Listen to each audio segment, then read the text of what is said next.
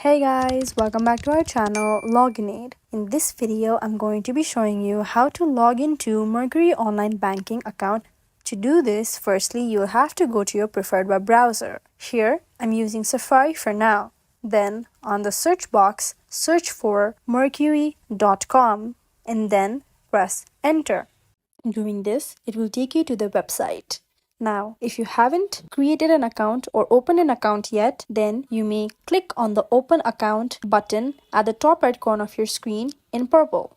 However, if you do have an account, you may proceed and click on the Login button right beside the Open Account button. Now, this will take you to your login portal where you will have to enter your login credentials. You may enter your email address in the first text box, then your password in the second.